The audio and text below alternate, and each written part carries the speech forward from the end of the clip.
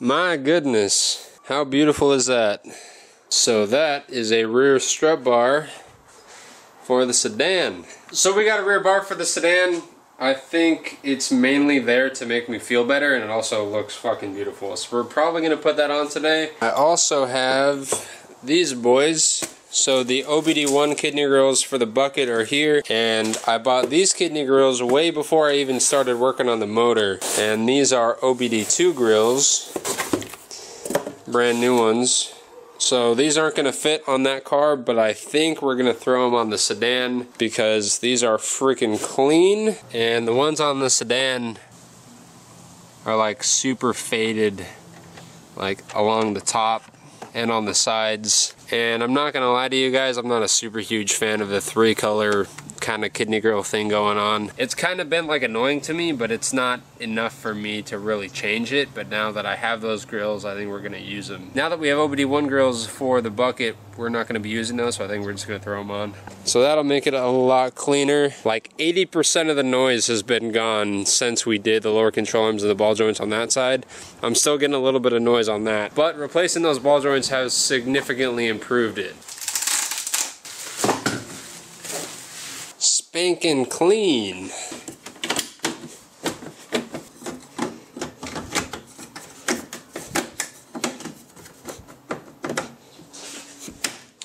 Alright, we got grills, baby. Those actually look pretty freaking clean. I'm not a huge fan of the way OBD1 grills look. I think they look kind of uglier, but those aren't actually too bad. It's kind of cool having them like recessed in like that, I guess. This one, lift. There's one.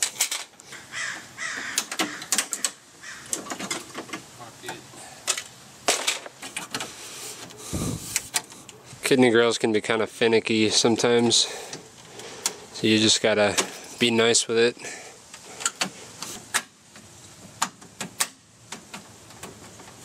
And look, these ones are not like hella shaky like these ones were. Oh yeah, those look a lot cleaner.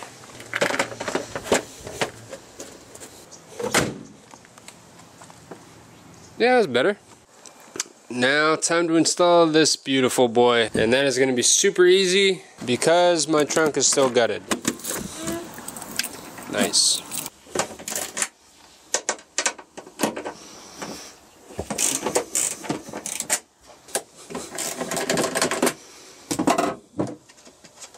So blue, I love it. Should I leave the reinforcement plates in? Yeah, why not?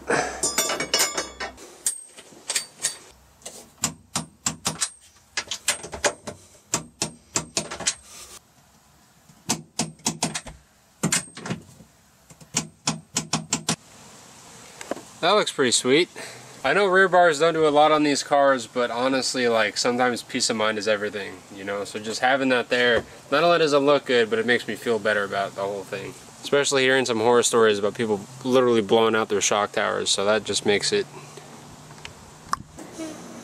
So I really don't want to do the ball joints today, simply because it gets dark super freaking early. It's already 3. Sun's supposed to set around like 4:40, 4:50 today. So tomorrow after work, I get off at 2. We're gonna come here and hit it full strength. You know, just give myself some more sunlight to actually get it done. But on top of that, the other day, Josh, you guys know him, he has that Veloster, he hit a pothole or he hit something, and he said it jarred his shit pretty bad. So he says he has a alignment pole now, the car doesn't drive straight, and some other things. I think he said the charge piping got loose, so we're gonna take a look at that when he gets here. Hopefully it's nothing too major, but we'll see. What's up, bro? I tried to get your car, but it was locked. I was gonna hide in there and scare you. Long story short, I was driving home with my dad yesterday. We went out to eat.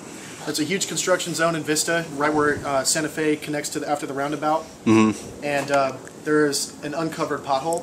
I went back in my Mustang, and I went to go see what happened and where the pothole was, and it wasn't a pothole actually. It was a pile of bricks that on the road, because there's like a brick layout that separates one street from the other, mm-hmm. Just kind of like a bump kind of. But it was like that. So it cleared my lip because my tires went up it. And it scraped the whole bottom half of my car. Damn. Literally, Dude, I was driving and you know, like my suspension's really tight. And so all that damper, dude, it like felt like the whole car just almost blew up. It was like, ching! And my dad was like, what the fuck just happened? And I was like, oh my God. It's probably fine. The suspension's stiff. It feels a lot worse than it really is. But after looking under my car, I scissor jacked it. I blew off the mount off my intercooler pipe, which I'm really sad because it's $200. Fuck. And then we're going to lift up the car and assess any other possible damages. I lost my alignment. The alignment's completely fucked. But the car that runs and drives great, if any of you are interested in buying it. Alright, well that's pretty sick. Yeah, the tires are good. I didn't get any tire or rim damage. I was only going about 15 miles per hour. Okay. So I was only going 15 miles per hour, but it felt like I literally drove over a boulder. It was insane. They do it in polished aluminum now, so it'll be nice and shiny. But didn't knock your camber plate, so that's a start. I checked the control arms, didn't get a good look at them. As far as I know, it was in the middle, so it hit the middle of the car. There's some sort of link that connects the suspension system as far as the axles go and the control arms, and it's a really, really big connector piece, and that's pretty well scraped up. Not sure what to name it.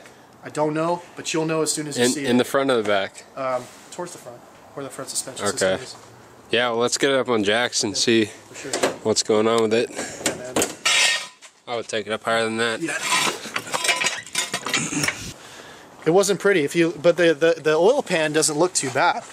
Oh, right there? I don't know if you guys could see the oil pan where it's scraped. Oh, that's not bad. No. But it looks like it hit here and here. It felt a lot worse. This is what I'm talking about. This little, this big link right here. This? That scraped. That's your engine mount, your lower trans mount.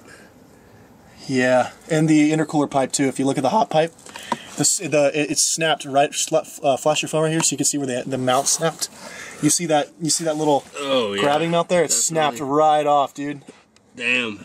So no major damage. Nothing that I would have to really replace. What it looks like right now. Just the hot pipe. Did it hit anything in the rear? Well, everything hits my exhaust. But no, it didn't really hit anything in the rear. It just scraped the plastic that's under there, the undercarriage, the plastic. The only thing the pothole damaged on the car was the hot pipe. It blew the transmission mount off where it mounts to the transmission screw, transmission bolt. I guess that's all we're gonna do. We're gonna, hold it up with a zip tie or a clamp or something. I got hella metal clamps. Quinn's awesome at assessing damage because he's a mechanic. It nicked a few things. He knows everything. That's not the worst. Guru. I freaked out because I thought I blew everything out. Because you know how some people who don't really know a lot about cars, something happens to their car that they drive every single day, your heart sinks. And so the first guy I called, actually I texted, I blew up his phone like a little girl. I was like, Quinn, I need your help, dude. I'm glad that's all it is, though. Shit starts running through your head. Yeah, oh, dude, I couldn't sleep last night. That's like the worst part. Because this is what I saw, guys. When I like, there's so much slack on this hot pipe now. It really scared the crap out of me, dude. Time, I pooped my pants. When we were doing that cruise, I hit a freaking big ass rock. I'm thinking that rock is what nicked this wheel because I didn't rash my wheel yesterday. Yeah. Like I got this abnormal weird rash that I have no idea what happened to it. Okay. Here, so Quinn's gonna show me basically the process of how an alignment is done on a car. Mind you, I've owned this car for like 2.5 years now. I've never had an issue with an alignment until I went over that reverse pothole. Basically went over that huge bump. My car basically teeter-tottered, and the damage on the undercarriage where it kind of like shifts is where my car kind of turned because it kind of sat itself on the bump, and like the car's so low and the suspension's so tight to where it just kind of just went like this, but the car shifted a bit, so the damage went from the middle to like the side of the plastic undercarriage on the car. Quinn's gonna show me what the deal is and maybe give you guys some insight on what a proper alignment is on a car. And this is not a proper. No, it's not proper. That'll get cut too. You're gonna have a lot of cuts. That's fine. Quinn's basically gonna do a mock alignment. Basically show me what the process is. An at-home alignment with my eyeball. With his eyeball. But your eyeball is just as good as the machine itself. But it's as your subscribers know. It's totally not. This part of the tread, right? Right there? Cool. A free front yard alignment right here. This is how we do it out in the south. He's gonna basically give me a free alignment with his tools and stuff. Yeah, there you go, Quinn. Hey guys, look at this tire tread. There you go. Quinn's still looking at the toe on this car. Apparently this wheel was towed in a lot more than the other one. It was. So we're basically just adjusting that right now. He is. It was towed in, so you would pull to the right. So when he was adjusting the toe on the left wheel, basically he turned the steering wheel a little bit to the right in the amount of like turn that I would need to drive straight on the car, but the steering wheel had to be tilted to the left for the car to drive straight on the road. So basically now I'm just holding the steering wheel straight while he's adjusting the toe on the left side even more. So, all right. More measurements, guys, more measurements. Basically just taking the measuring tape. Go down more? Right there? More? More. I come here, dude, I swear, I learned so much. It's like going to college for automotive, but except it's in Quinn's front yard. Basically what an alignment process is, and as well as like adjusting the toe and what caster is and tie rods and stuff. You know, I learned 3 things today from Quinn in under an hour, guys. Seriously. So before we had an alignment machine at my work, we used to do all of our alignments literally by hand and with a wrench, a tape measure, and eyeball. So that's how I've done it for a while until we got an alignment machine. Now that we have one at the shop, I'm actually doing alignments on a proper rack. But for the first year of me working there, we didn't have any of that shit, so we just eyeballed it all. So if you guys want me to do a DIY, like at home alignment using your eyeball and a tape measure, I will be more than happy to do that for you guys, because it's kind of a process, but it's really not that bad. Hopefully we got it more dialed in than it is, and it was. We're gonna take it out for a test drive, and I guess we'll see how it works. It was way off though, so I mean, hopefully we'll see how it drives straight. If it's just a little bit off, it can still be dialed in, but basically saving me from having to fork out whatever an alignment costs, which I'm sure is over $100. It's close to it, not that much. The nightlight? It has alright. It'll be. Alright. I either made it better or worse, and if it's worse, it's too late to fix it now. It's too dark. It's okay. We're gonna hope and pray, for the sake of this video, and for the sake of you guys gaining knowledge on how to do something like this. If this works, then you guys know. But if it doesn't, then this video is just, you shouldn't even put it in. This is trash. We're driving pretty straight, guys. Is that pretty straight? The steering wheel's straight. It's veering to the left a little bit because there's bumps in the road, but we're gonna see right now, guys. I'm just gonna give it a good shake. All right. Okay. The steering wheel is straight. The road's turning. Not bad. The road's gonna turn. Well, we'll go down farther. There's a straighter road. Well, as long as you're holding the wheel straight and the car is going straight, like, it's fine. It's not turning itself like it used to. Like, it used to turn itself a little bit to the left so that the car would drive straight, but it's not doing that anymore. I'm actually holding the steering wheel straight, kind of turning it to the right a little bit, but it's still driving. It's driving a lot straighter than it was before, and that's the important part. That's good. That makes me happy.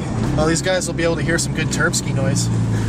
I don't think they've ridden. I don't think you guys have come along for a drive in my car, have you? I don't think so. Mad Terpskys. I don't think we've been in the Voster yet. Mad Terpskys. I know there was one guy on my channel who wanted more Voster content, so I was like, all right. Well, we're doing it for that one guy, because the rest of you guys don't like it. Oh, fresh pave too. All right, we're gonna catch this sound for sure.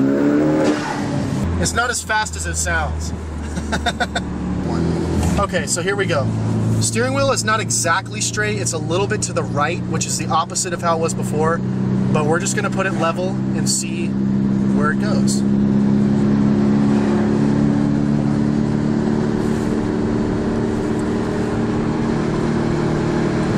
Okay, so when the wheel straightens out, goes a little bit to the left. I'm not sure if it's the angle of it might be the road street, crown, but it's not nearly as bad as it was before. Alignment. It's not nearly as bad as it was before. It's not perfect. And you know what? It's probably aligned better right now than 50% of regular cars on the street. It's actually a lot better than it was before. Yeah, go right. Like, way better. Go right. Right. See if the torque steer.